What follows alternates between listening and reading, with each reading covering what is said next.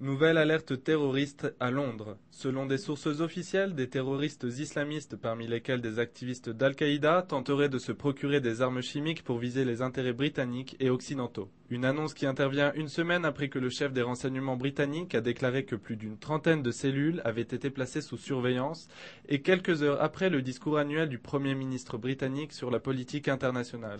A whole region policy should start with Israel-Palestine. That is the core. We should then make progress on Lebanon.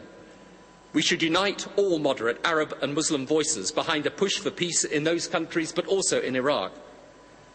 And we should be standing up for, empowering, respecting those with a moderate and modern view of the faith of Islam everywhere. Selon Tony Blair, l'une des principales causes de l'instabilité de la région est l'Iran, qui continue d'exporter le terrorisme et tente de se munir de l'arme nucléaire. Le programme nucléaire iranien était également à l'ordre du jour lors de la rencontre d'Ehud Olmert et de George Bush ce lundi à Washington. Our focus of this administration is to convince the Iranians to give up its nuclear weapons ambition. Pour le Premier ministre israélien, le temps du dialogue est déjà passé. L'Iran doit comprendre qu'il y aura des conséquences s'ils n'acceptent aucun compromis. Nous leur enlèverons la possibilité qu'ils ont de développer des armes nucléaires. Les Israéliens n'ont pas attendu que l'Iran se munisse de l'arme nucléaire pour ressentir la menace de Téhéran.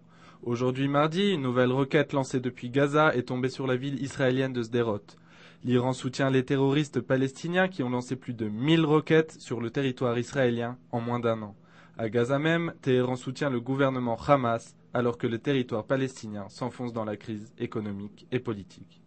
Tous les espoirs se tournent aujourd'hui vers cet homme, Mohamed Jber.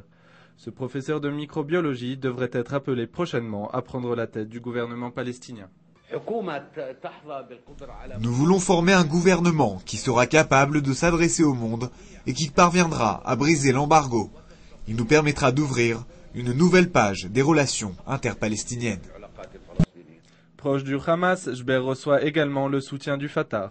Son nouveau gouvernement aura pour première épreuve de convaincre le monde que les Palestiniens sont capables de mettre un terme à la violence et de relancer le processus de paix.